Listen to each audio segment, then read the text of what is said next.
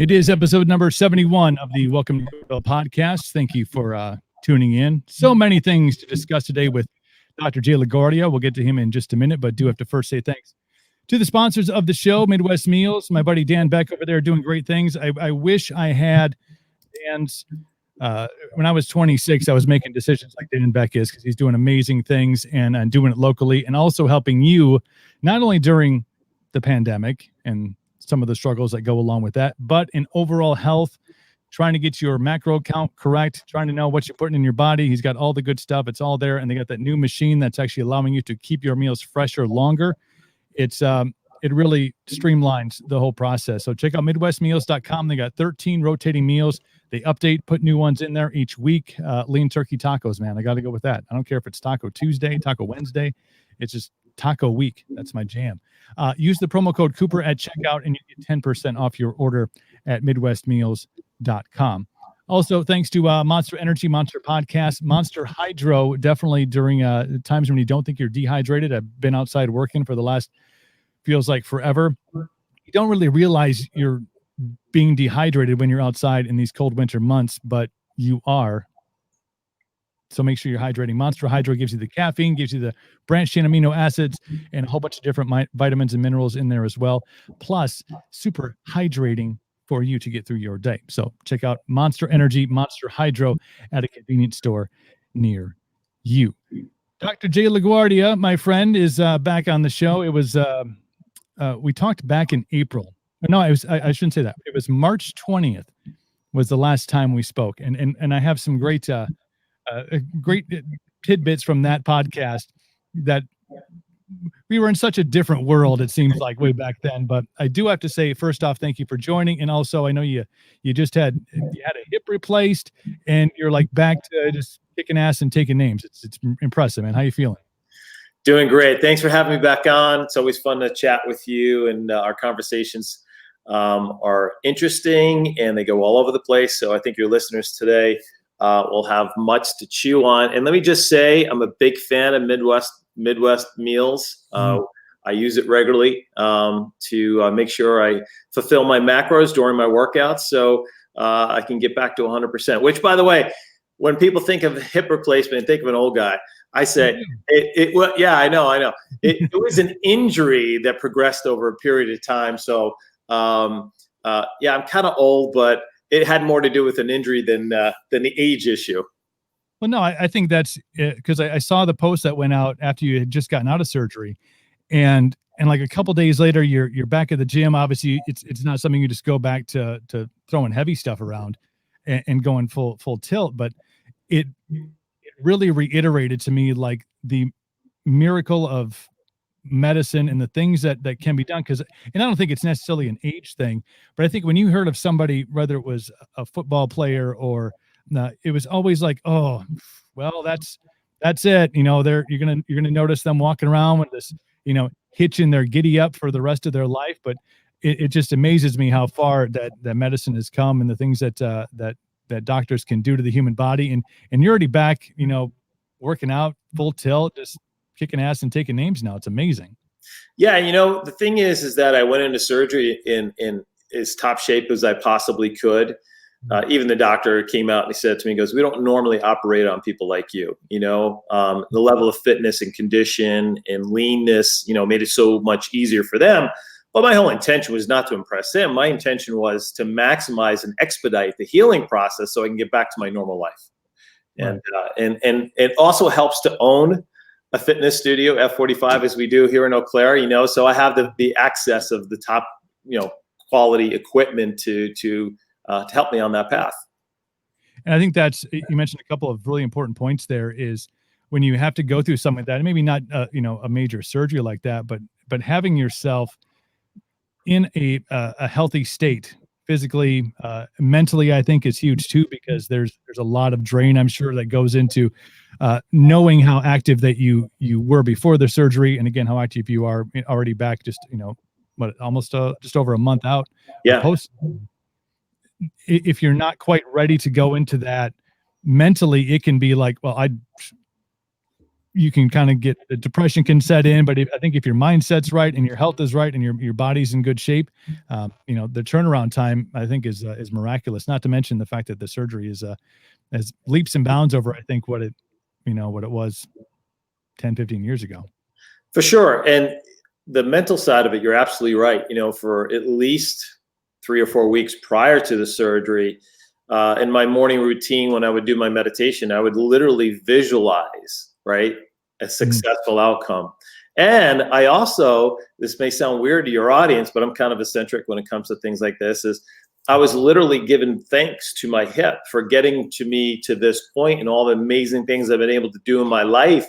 You know what I mean? Rather than rejecting the joint that failed because of injury, I gave thanks, and the visualization of the outcome was so important because I already can see the end in mind, and therefore I just needed to fill in the gaps and do what I need to do.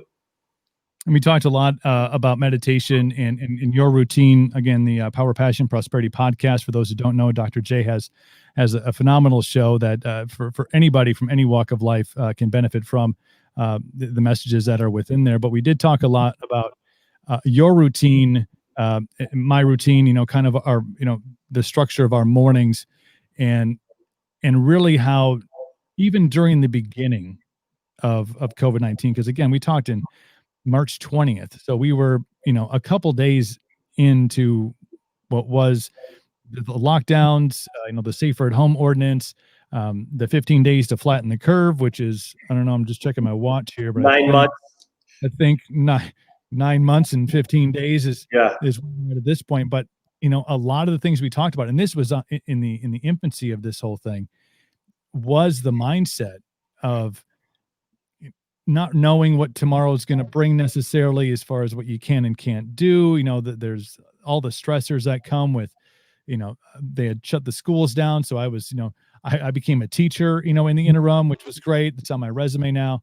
I mean, I'm not sure that it's going to get me much employment, but I think a lot of it, just knowing that you start your day off with this this kind of meditation. I know you do a lot of visualization for your day and the things you want to accomplish. I know there's a lot of gratitude that goes into it, but kind of explain the importance of that now that we are 9 months and 15 days into the COVID pandemic.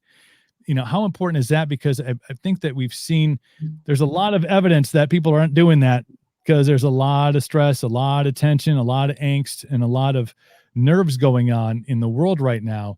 But explain the importance of having that routine to kind of start your day and how it really has kept you, positive during all of this. Coop, your environment controls you or you control your environment. And if you're going to be in control of your environment, you have to be intentional in the activities that you participate in to exact an outcome. And what I mean by that is, a morning routine sets the tone of the day. It gets us focused on accomplishing certain tasks, gets us focused on how do we want to show up for the day, whether it's preparing for a podcast, a sales call, a meeting with a friend, just how you want to interact with your family. And that, I try to take as much randomness out of that as possible. So to give you an example, as you also know, I do consulting with entrepreneurs. And, there were entrepreneurs that I work with that didn't do so well, like so many this year. And then there were entrepreneurs who had the best year ever. So what's the difference? Same climate, same environment, same restrictions, right? Now there's variations depending on the type of business that you're in. So I'll take that for, that's a factor. However, the ones that succeeded are the ones who chose each day to prepare their mind for success. So I have a habit of ritual of engaging the 8 habits of success every morning. Been doing it for 20 something years because I want to affect my environment. I don't want to be a victim of my environment. And that is essentially what's going on in our culture today. Right now, the biggest pandemic and I'm sure we'll cover this, right, is the pandemic of fear. And fear just grips us and moves us away from expressing our highest self. It's actually literally impossible to be at your best when you're present in fear. And then some people say, well, I'm not. But all you have to do is listen to the things you say, things that you listen to, and the actions that you take. And it's easy to see that people are steeped and just focused in fear. And so there's a small portion of our brain called the limbic system where all emotion exhibits from. And so when we're expressing fear from our limbic portion of our brain, it affects our prefrontal cortex, which is the logic portion of the brain. So you can't be in your right mind where you're stuck in fear. In other words, you shouldn't be making any kind of major decisions because you're not in a good place to be able to make the decision logically and rationally. So that's why so many decisions right now that have been made over the last year have not been good decisions, because we're not in a good place. And so being able to each morning set my intention of how do I choose to show up? What emotion do I want to experience? The information I put in, right? Clearing my mind, visualizing my outcome for my day, reading, listening to a great podcast, whatever it might be, I'm setting myself up for success. It doesn't mean I'm perfect. It doesn't mean every day goes perfectly, because it doesn't. It just gives me the tools when shit goes off. Sorry, didn't mean to say that. When stuff goes off the rails, right? Because it invariably does. I have the skill sets to pull it back on the rails really quickly and get back to intention and focus on my outcomes. I think there's so many valuable things to be taken out of that. Just when you talk about fear, and I don't want to call it the inescapability, but it's everywhere that you look right now. And for people that are either stuck at home or they're working reduced hours, a lot of people's time ends up on social media, paying attention to things going on in the news. And let's be honest, Jay, if you're in that realm, there's not a lot of positive things coming out of those channels at this moment. Now, occasionally someone shows a picture of a puppy or a kid or what they had for supper last night. You're like, that looks good. I'll try that recipe. But the majority of it is depending on, the news feeds that you get from the different news outlets, what you watch on television, even the people that are in your inner circle or your close group of friends on social media. There's not a lot of, regarding COVID, there's just not a lot of these positive things being put out there. It's fear-based. It's people are not, there's confusion, which I think is an underlying factor of fear. When you don't know what's going on, you tend to be a little more frightened about the surroundings that are around you. So a lot of people you can really be overwhelmed with all this information coming in that is really all just dripping with fear. And every day it's something new. There's rarely a day that goes by where there's this great news story that comes out about something great that's happened. Now you and I will get to the vaccine conversation and how when that news came out, it seemed like, oh, well, there we go. Look at that. We've solved the world's problems. Oh, wait, let's hold up the pickup truck on that one. But other than that, every day seems to be there's another story that comes out. There's another stat that comes out. You look at the, I got the CDC website up here, and people will go to that and they'll look at just numbers and they'll just go, oh my gosh, look, we're on this trajectory. There's no curve anymore. It's just a straight line up. So I think the things that you're talking about when you talk about clearing your mind and setting your intentions for the day and how you're going to navigate through through the river that is each and every day is so important. Because if you're getting up right away in the morning and the first thing you're doing is putting your phone in front of your face and scrolling through your news feed, you may not even have a foot out of bed yet, and you're going, oh shit. Well, guess what that's happening today? And it's not just COVID stuff. I mean, obviously there's a whole political landscape that is insanely negative right now. That before your foot hits the floor, as you step out of bed, that can set the tone for your day. And I think people need to be aware of how you can take a little time to yourself, take a little time for your mind before you jump into the world that is maybe a little chaotic these days. Gandhi said, protect the garden of your mind. Don't allow people with dirty feet to walk through it. Mm. And what he was talking about, obviously, is what we choose to engage in will determine how far we go in life. And so I've been on a social media, other than my fan page, where I'm only putting positive stuff out there. I've been on a fast for 4 months now. Mm. It's the best thing I've ever done. And I did this last year and it felt amazing. And then I kind of got sucked back into it, with all the stuff that was going on with COVID.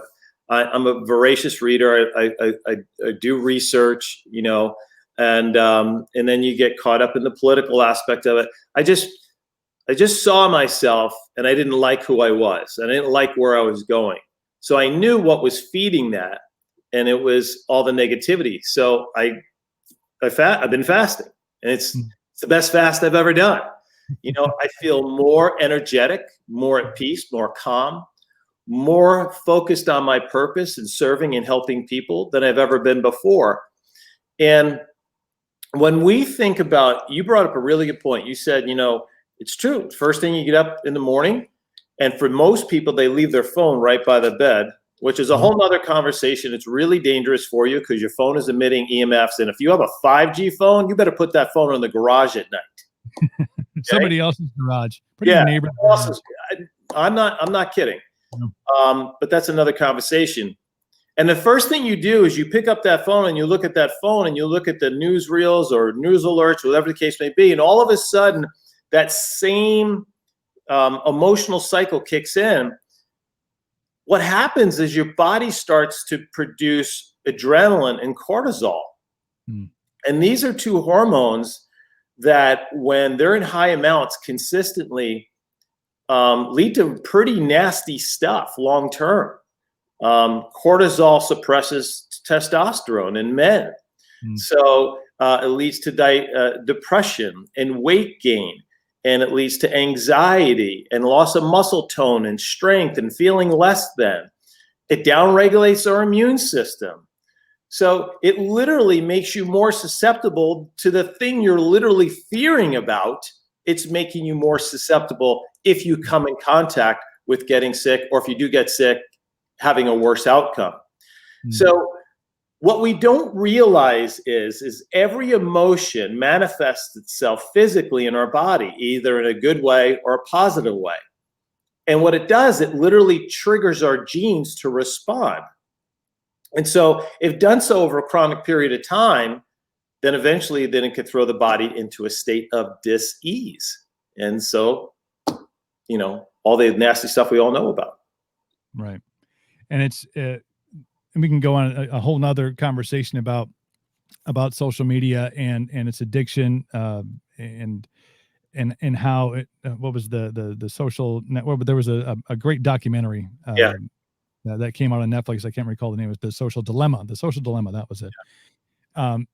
That talked about the addiction that people can get to social media and to reaction, and the boost that you get when somebody likes your post, or the feeling, the endorphins that enter your body, and how it affect, how it's affecting kids in their perspective of not just social media, but how the world functions.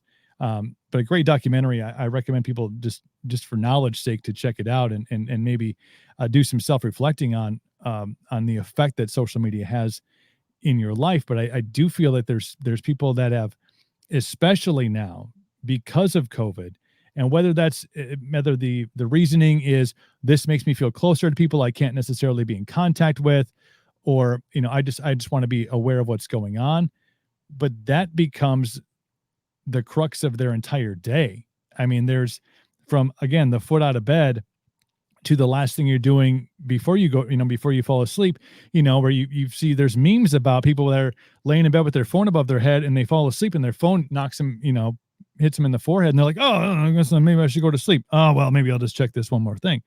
So I think all of that information that is circling out, and a lot of it at this point, very negative based, or more so fear based, creates this anxiety that starts if you get up at 6 o'clock in the morning, or you get up at 5 o'clock in the morning, and maybe you are working right now, but there's 3 or 4 times throughout the day you're checking on that. Then you get home and maybe you have a little dinner, then you're back on it. You got TV on, you're watching the news.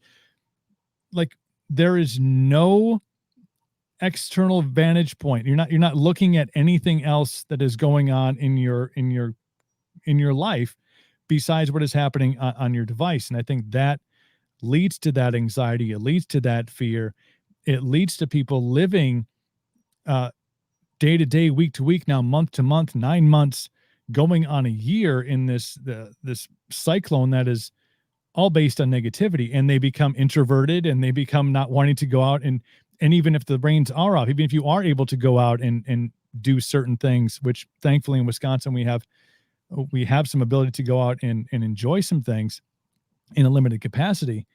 But this could be, when we see the numbers, I'll say it like this: when we see the numbers someday, and I don't know when that day is going to be, it could be 2022, 2025, when somebody does the research on the effects outside of the virus itself of COVID, everything from the suicide rate, domestic violence, but really the change in people's mentality of how they interact with other humans, how they view themselves, and how they live their lives in fear instead of just living their lives and experiencing all there is to experience. I think those numbers are going to really, if you can quantify them, if you could put them on a scale next to where we're at numbers wise with the results and the effects of COVID, there's going to be some eye-opening things, I think, that come out of this when that research is eventually done.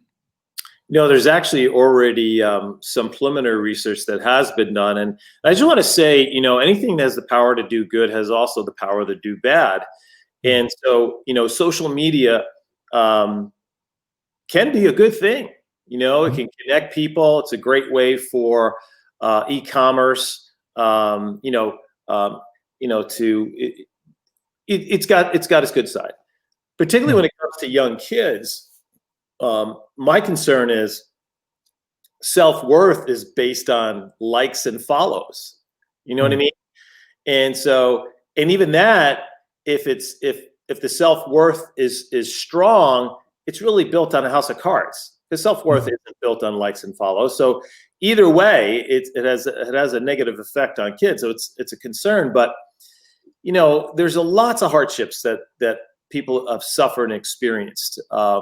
Think about this. And this was as of August 31st of 20. 163,700 businesses have closed their doors since the start of the pandemic.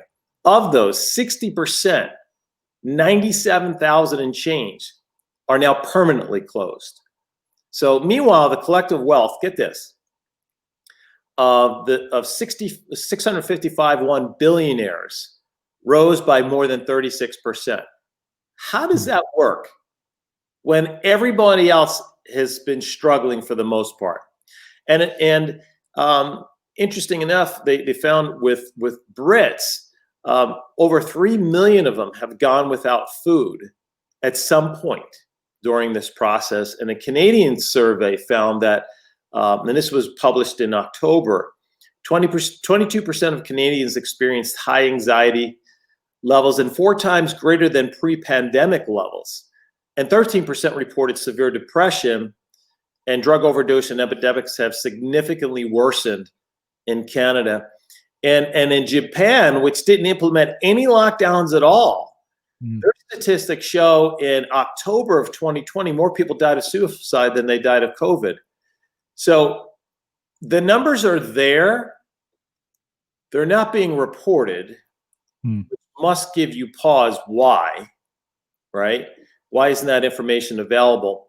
And if you go and you Google it, it's very, very hard to find. So it's being suppressed. Why is that the case? I don't have an answer, but it's sure suspicious. Yeah. And there's a lot of, I think when you do start to do research, that's the first thing that you realize is that the information that you would question, or it would give you pause to say, well, I wonder, like I was talking about the ramifications outside of the virus itself on things like domestic violence, things like suicides, depression, anxiety. It is more difficult to find those things. Why? Again, you and I have the same answer for that. I'm not sure. It seems like information that in April I could readily look up, and ta-da, here would be, a couple of great, you know, studies, some research that have been done, but it does seem like a lot of information is being suppressed. And you and I can get into a whole, I mean, from my 20 years in radio, I'm a huge, First Amendment free speech guy. So I don't really like just listening to one particular, we'll say narrative. I like to really listen to a lot of different angles and then be able to step back, take in all the information and be able to make an educated decision on my own. But the trouble is that is more challenging than just turn on TV, look at my news feed and get the information that is coming at me. Because if you have to do research, that takes time, energy, and a lot of people are without that for whatever specific reason. So there's a lot of question marks around the numbers, around the because you can get the numbers on COVID. I have them right up here. Total cases 22.7 million. Cases in the last 7 days 1.7 million. Total deaths. All that information is readily available.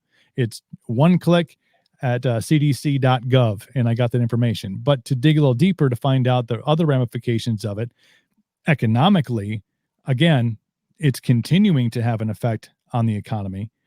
But in other aspects, it's a little more difficult to find that information. And again, if that doesn't raise your eyebrow a little bit to why that is, maybe it should. Hopefully listening to this podcast, you'll go,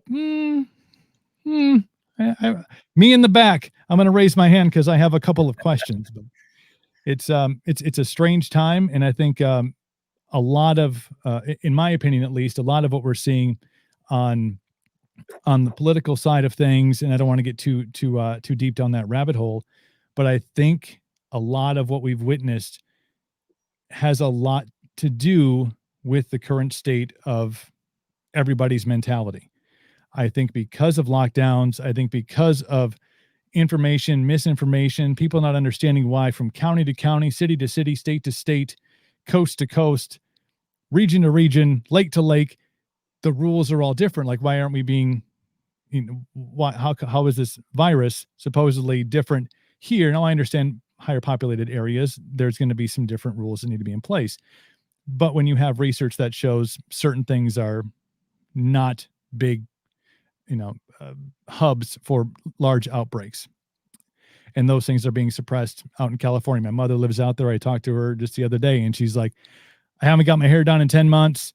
She's, she has to go outside. She's walking outside and people are putting masks up. And I'm like, you are outside, right? And how far? Well, they're on a different trail. I'm like, I know you hate snow, Mom, but bring it on back. Bring it on back to the W. We'll walk outside mask free. It'll be amazing. But there's so many questions in the air. And I think one of the things that I know I wanted to talk to you about specifically that I really think is not being talked about, and I think there's a plethora of reasons for it, and that is just general overall health. The comorbidity factor is 2.5. There's 2.5 comorbidity factors for COVID. So basically, there's always at like 2 to 2.5 underlying things, conditions that are happening for those who are, in fact, not just infected with COVID, but those who ended up, getting severely ill, and for those who end up passing away. There's obviously the age. The ages that are in there, 65 plus, obviously those numbers are very high, where you have, the younger population, younger generations are less susceptible.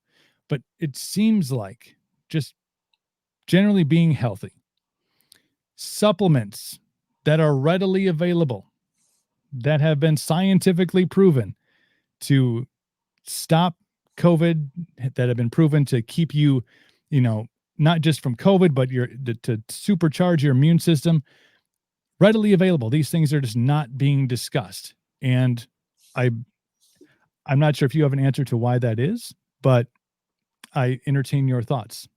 Well, it's I don't know. It's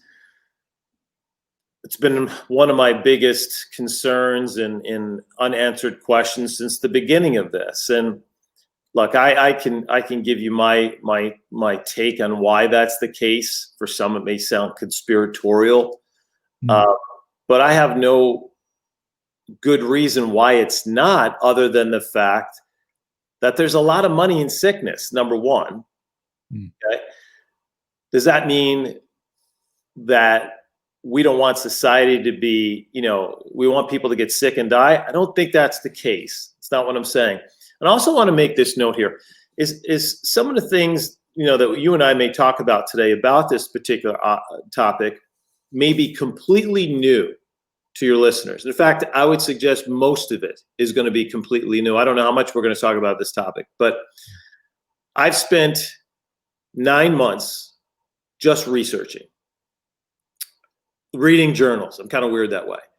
And I've done 9 podcasts myself on COVID. I had a team of experts on. We've discussed this. So because I think our responsibility as citizens is to be informed, number one. Number two is to question always, particularly authority.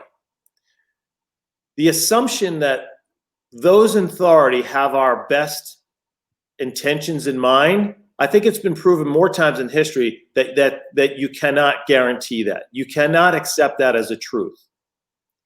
And so therefore, you have a responsibility to yourself and your family to inform yourself to the best of your ability so you can make the best decisions for you and your family.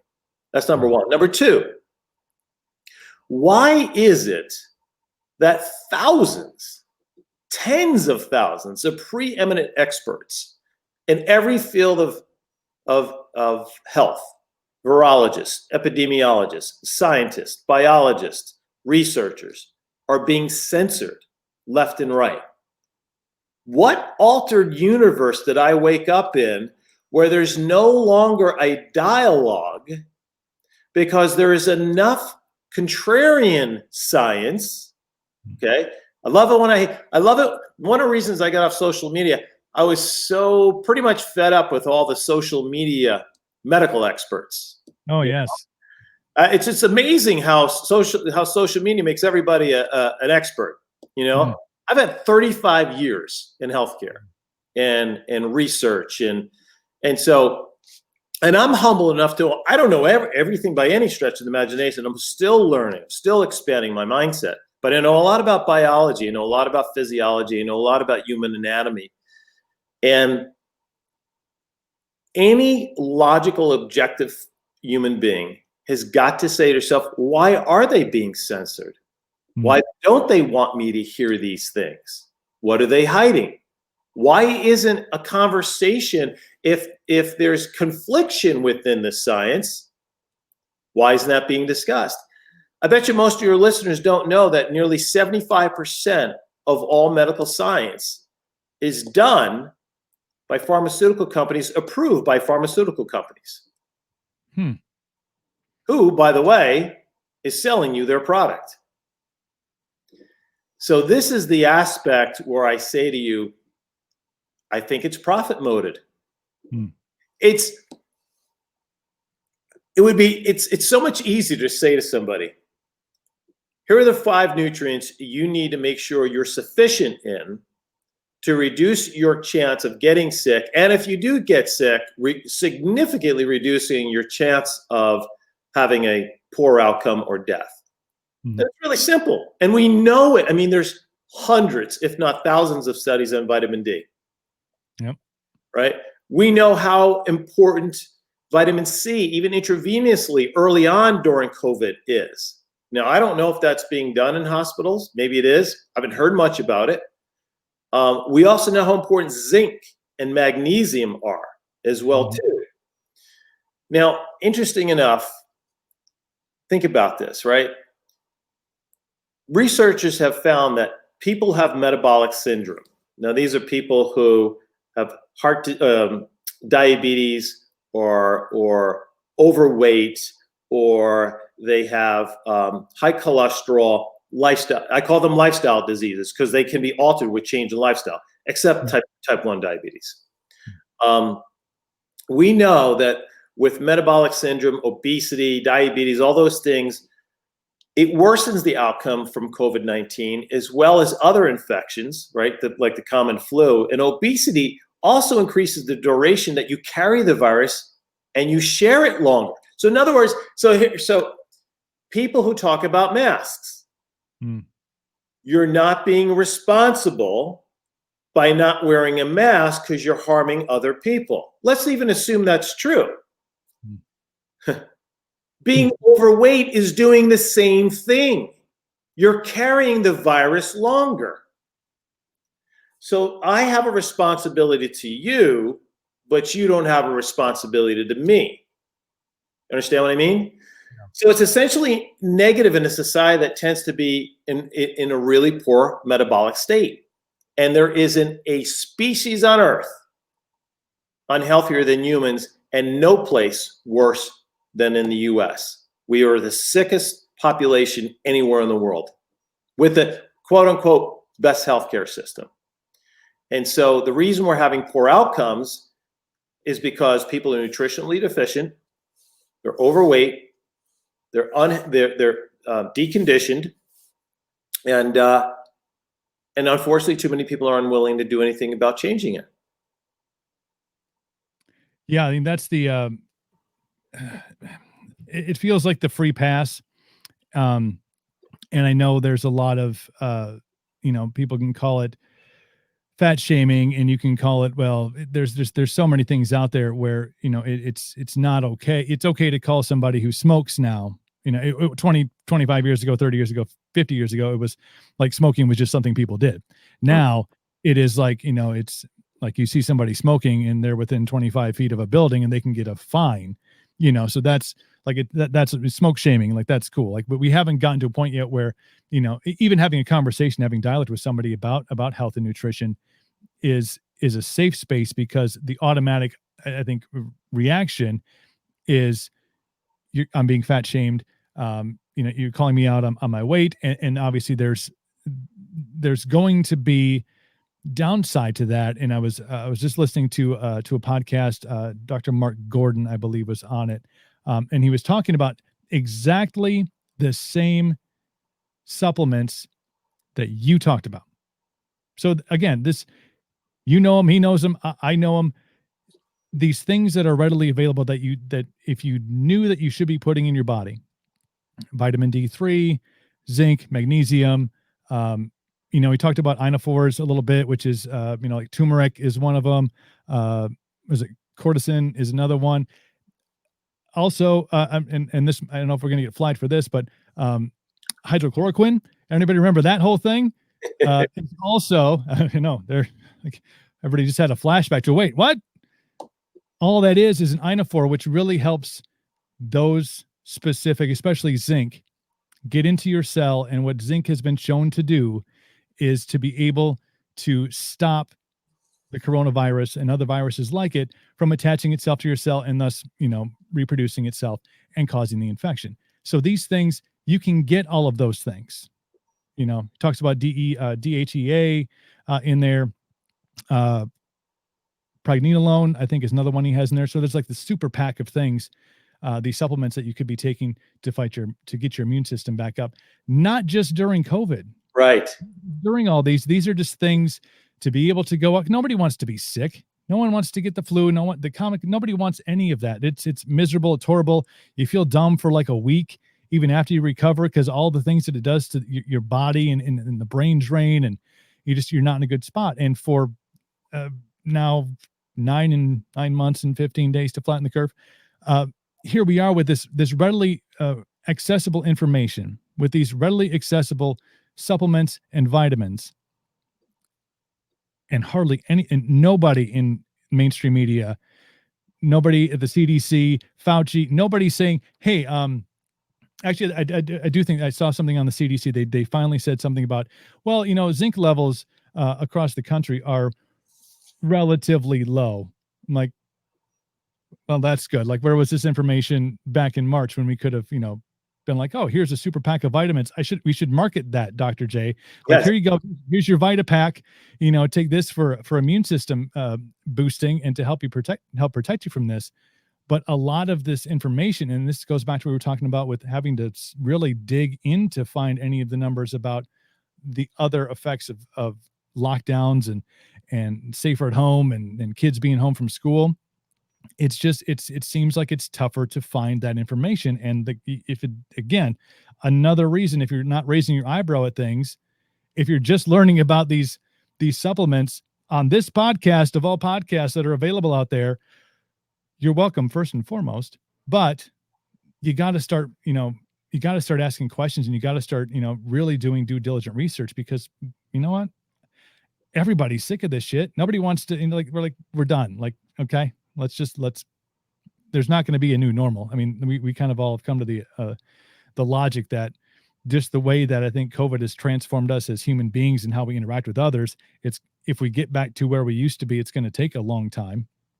But people got to have knowledge. They got to find out what's going on in real life. Yeah, and I didn't want to talk much about this topic because it's like gasoline. But right. I did a podcast on the unintended consequences of wearing masks and the social impact it's having, and will have for a very, very long time. If you think this is all occurring, in a bubble and there's no repercussions long term, you're delusional. You really are. You know what I'm saying? I want to get back to you had talked about zinc. When you take zinc on the onset of feeling cold or a flu or corona, whatever the case may be, by taking 75 milligrams a day can cut the duration of your sickness up to 6 to 7 days, almost a week. Cut it. And the thing about vitamin D, and this is probably some of the stuff that people don't know, way over, particularly us here in the northern hemisphere in Wisconsin, because we lack sunlight, for a significant portion of the year. By the time we get to February, even people who are supplementing with vitamin D, our levels have dropped low.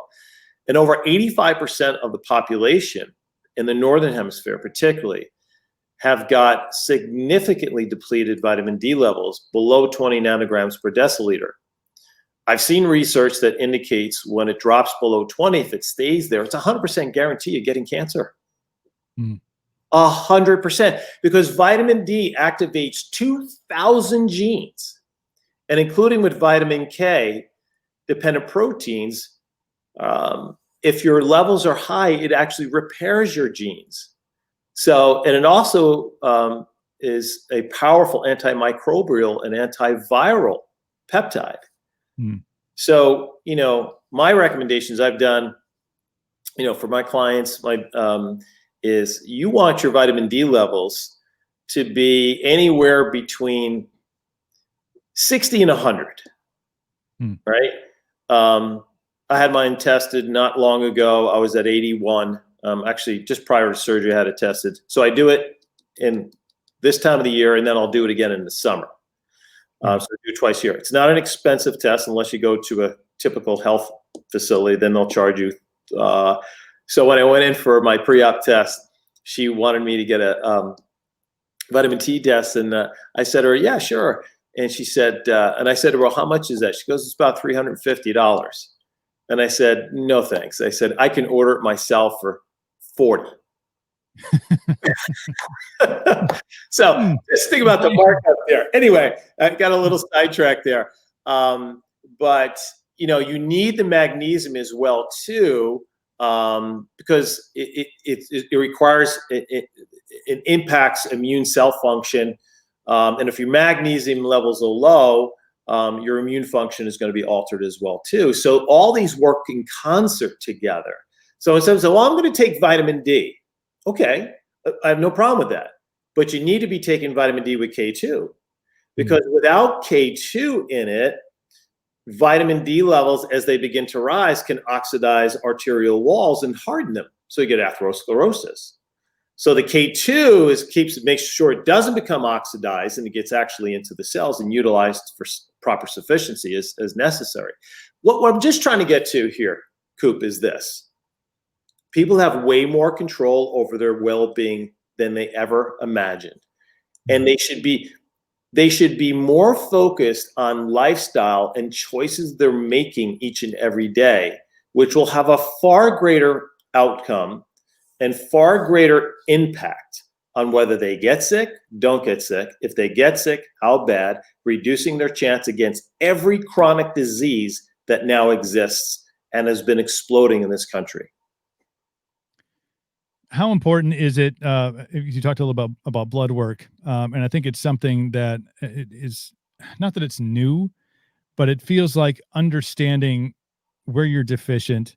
And again, I'm somebody who supplements fairly regularly. I try to do the research behind it. Like, okay, well, like you talked about vitamin D without K2, like, okay, great, you're taking this, but how it all functions. But for a person to go in, how important is it to go in, get that blood work done so that you can say, or your medical professional or whatever, if you the at-home kit, however you get it done, to really look at your levels and understand, okay, here's where I need to supplement. Here's where maybe in my diet, I'm getting enough of these things. I'm getting enough, calcium, getting enough, vitamin, the other vitamins that are important, outside of a multi. How important is that for people to really look at, so they have an understanding of exactly where they are deficient? Because I don't think that many of the population is aware. If you said, well, I'm feeling a little iron deficient today, like it takes until something really bad happens, or you have a elongated, fatigue, or you're like, man, I'm getting enough rest and I'm exercising. It's like, I don't understand why I really feel this way until people maybe take action on it. But how important is it for people to get that blood work done so they do have a comprehensive understanding of exactly what they need to be putting in their bodies outside of their regular diet? Because newsflash, you can't get all the things you need to function optimally just by eating. Yeah, especially the American diet. Right. If you're eating a typical, even if you were eating the cleanest, purest, totally organic diet, I'm talking organic fruits, vegetables, meats, you're still going to be deficient in about 3 or 4 supplements because it's impossible to get from our diet. Right. I'm releasing a podcast next week with one of the preeminent nutritional companies that I've been working with. My team has been working with for over a decade, Nutritional Dynamics. And I have one of their executives on, been with the company for 40 years.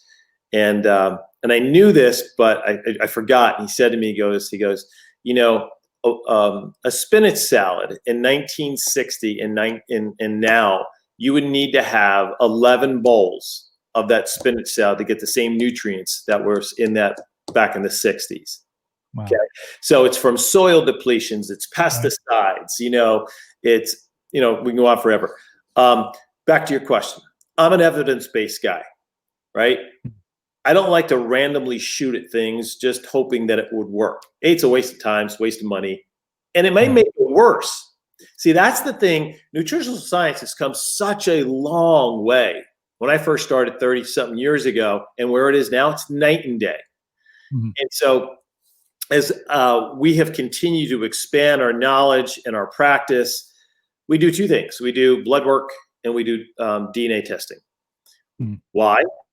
Because we want to know exactly, based on your genetic makeup and based on whatever insufficiencies that you may be experiencing, that we target specific and then just don't shoot in the dark.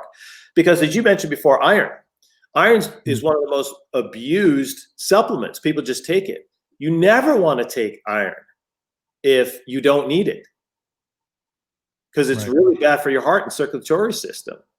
So evidence-based, I would suggest to your listeners, find a practitioner who is well-versed, well-trained, who does DNA blood testing analysis. And one point I want to make final about supplementations. There's a lot of garbage on the market. AMA said in 2009, 92% of retail supplements are not absorbable, what we call bioavailable. That means only 8% is utilized. 92% winds up in your toilet and in the city sewer plant. Okay, so A, you're wasting your money. B, because the lack of quality of those supplements causes additional oxidative stress. So oxidative stress is where this is precursors to all underlying chronic disease, cancer, heart disease. So literally you could be contributing to what you're trying to prevent when you're taking poor supplements. And so the podcast we talk about is how to identify quality supplements, why it's important to make sure you're purchasing quality supplements. So the bioavailability, you're getting what you're taking and you're taking what you need. No, super important to understand, especially if you are making that investment, which I think is, if you look at healthcare costs, you look at everything else, the most important thing you can invest in is your health. And I think supplementation, and I think mentioned a lot of great things on here today about do the right thing. And if you're going to be investing money in supplements, make sure that you're getting what you need out of them. Otherwise, it's, again, there was a Big Bang Theory where Sheldon Cooper goes, "Why are you buying that multivitamin? It's that hard packed multivitamin you can't break open with a hammer." Yeah. You may as well just flush it down the toilet because you're getting the same amount of result out of the whole thing. But definitely do your research on what you're taking with your supplements. And I want to get you out here in this because I didn't want to spend a whole lot of time on the vaccine and things that are coming down the pike. But obviously there was this tremendously quick creation of an RNA vaccine, which has never been done before. Never happened in the history of mankind. We've made viruses. I think I was reading the H1N1 vaccine was like 6 months. It came out pretty quickly, but this is a completely different animal. And to avoid more flagging of this particular live stream podcast, hydrochloroquine. What questions do people need to ask before? Because again, I want to say I'm going to stand back and wait situation right now, but what questions do people need to really ask before blindly going in and getting this vaccine and thinking that everything is going to be great once everybody has it? Because I think there's been some verbiage that has come out about even after it's still going to be the same. And people, I think that's maybe started to, again, raise that eyebrow on some people as well. So your thoughts on questions that people should ask before getting the vaccine, whether it's the Pfizer or the Moderna or any other one that's coming out. Yeah. This issue is such a personal issue. And people are very passionate about one side or the other. And I respect both positions.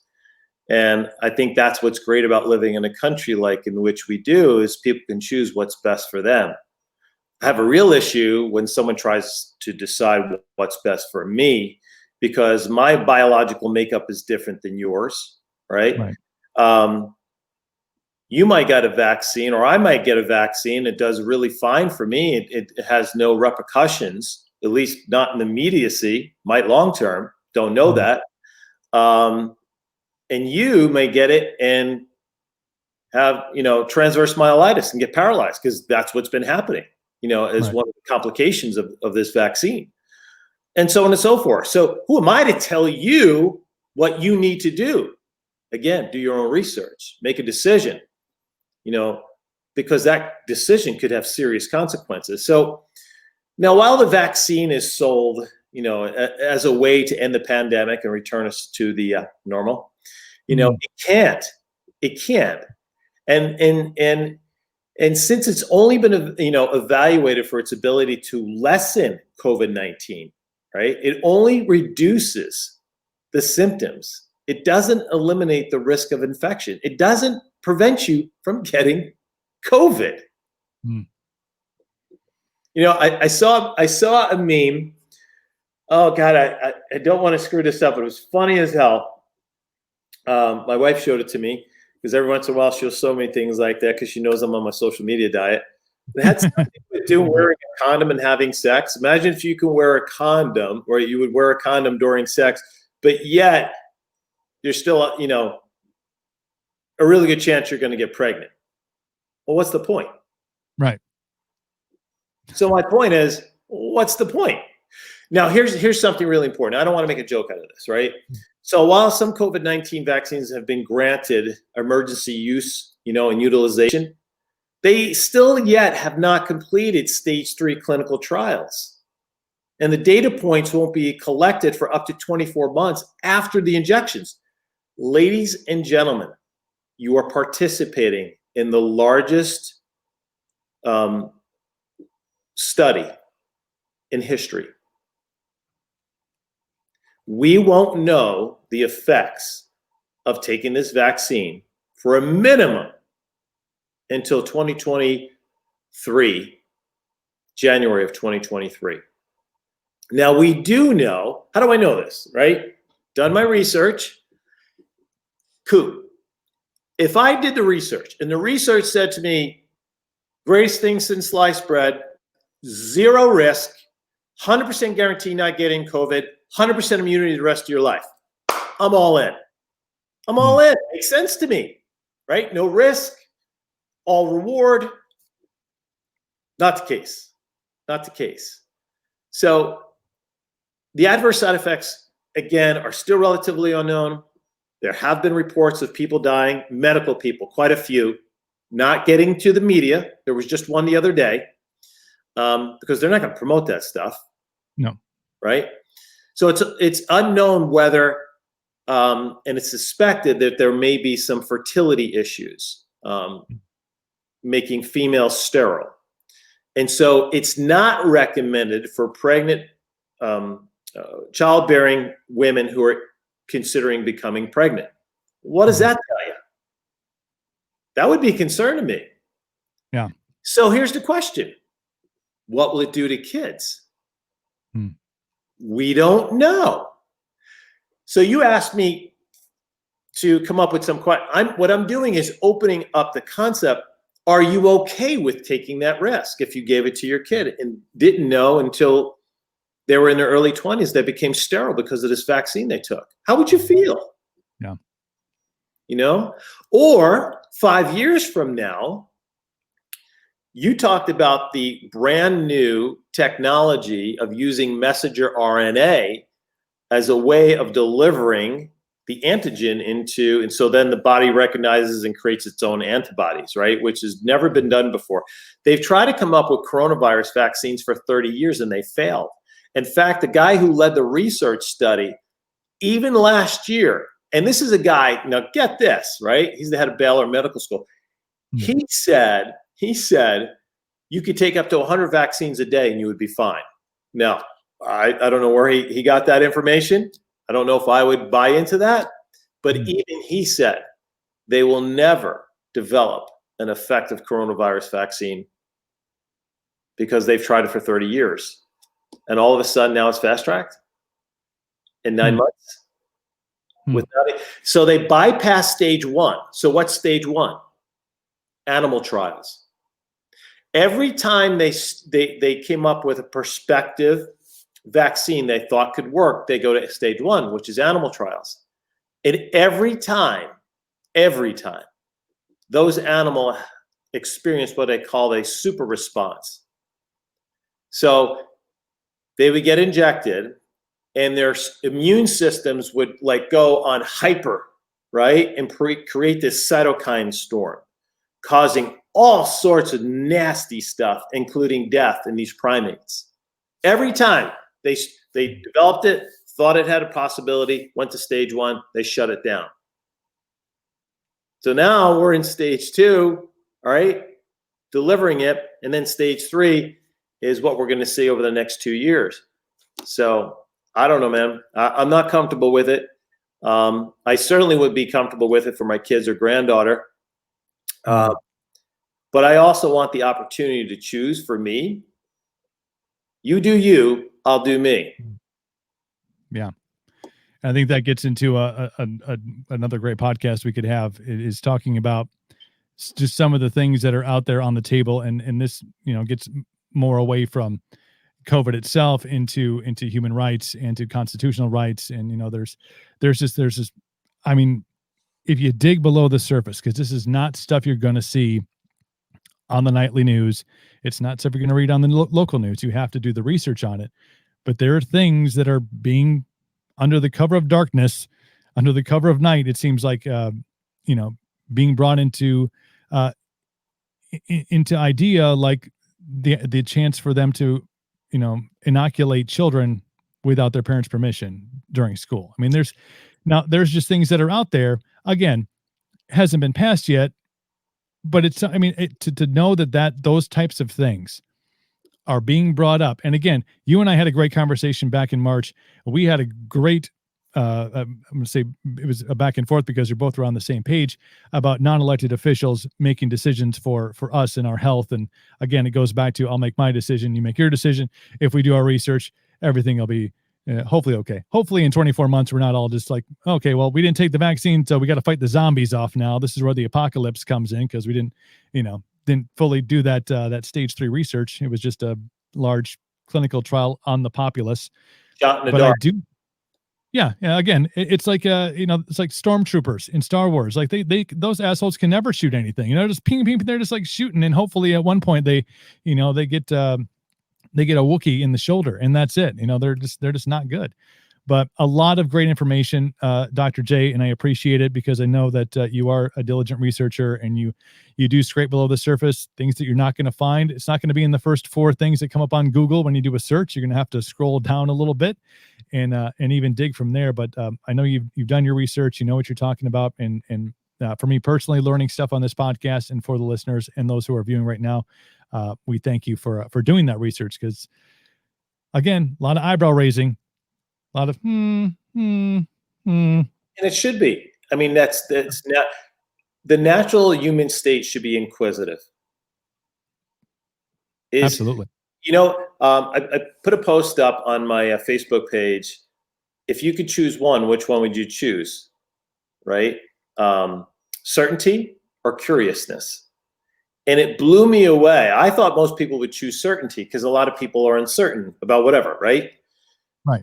But 70% of respondents came back with curiosity. And I love that because curiosity is what expands the mind. Curiosity is at the forefront of learning.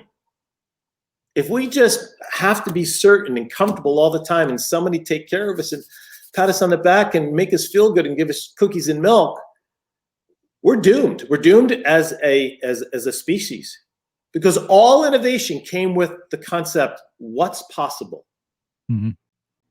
And if you could start with what's possible and go from there, life could be pretty cool, really. Right. I mean, you look at a guy like Elon Musk. Yeah. I mean, just you want to talk about that? He doesn't want certainty. I mean, he wants to make sure that the rockets go up, but he wants to learn at every single point because. I mean, when your goal is to colonize Mars because we've fucked this planet up so bad, you got to ask questions. You got to be like, where are those big caverns we need to find so we can get away from the toxic radiation on Mars? I mean, you have to be curious about those things, but there's a lot to be said about that. And it's inspiring, I think. And it must've been for you to see that. Okay, good. People still have this innate desire to learn more, to want to understand more. And I guess it gives you hope because, the people that have that hopefully will go off and they will do the finite research. They will look into things. They will ask questions.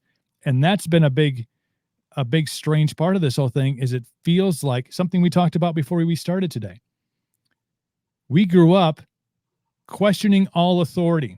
That's what there were freaking songs written about it. John Cougar Mellencamp.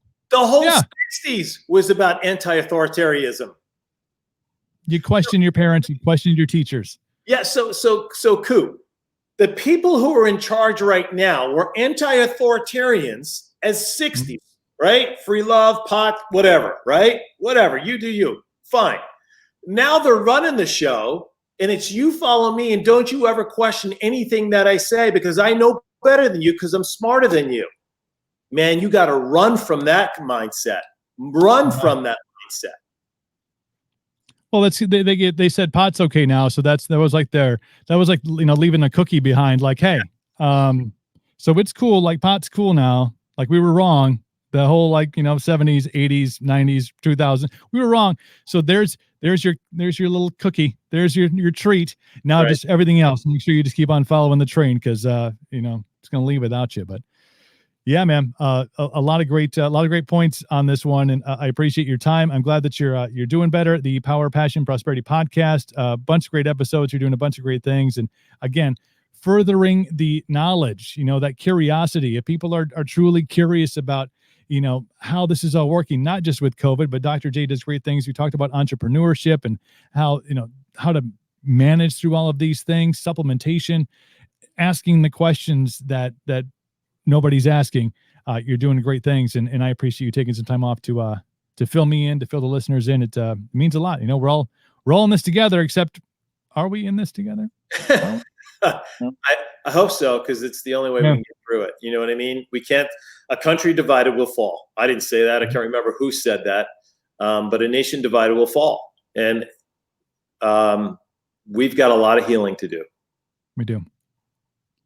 Dr. J. LaGuardia, appreciate you. Make sure you follow his page on Facebook, Dr. J. LaGuardia. You can. That's the only place he's posting. So don't try to friend him, because he's on a sabbatical. He's on the great the great cleanse of social media, which is doing great things. I might take your advice on that. That sounds like a great plan. Thank you again, sir. I appreciate it, man. My privilege. Anytime, man. I enjoy our conversation. Awesome. Dr. J. LaGuardia, always a pleasure to have you on, sir. For all of you who tuned in, who are live on Facebook, on Twitter, on our Instagram, we're on the Twitch, we're everywhere right now with this thing, and still haven't been taken down. So I guess that's a good sign. Maybe the fact checkers haven't checked our facts yet. But you can also follow us on all of those social media sites. Welcome to Cooperville Podcast, at No Limit Cooper on all those as well for my personal stuff. On Twitch, twitch.tv/No Limit Cooper, and whatever podcast platform you're listening on, you can subscribe and get updates and leave a comment, leave a rating. That also helps us out with help getting the word out. We appreciate it. And to Midwest Meals and Monster Energy, thank you for sponsoring the podcast. If you have interest in sponsoring the podcast and keeping the free speech revolution going, Cooper at welcometocooperville.com, and we'll make things happen. So thank you all for tuning in. I appreciate you. Take care of one another. We'll chat soon.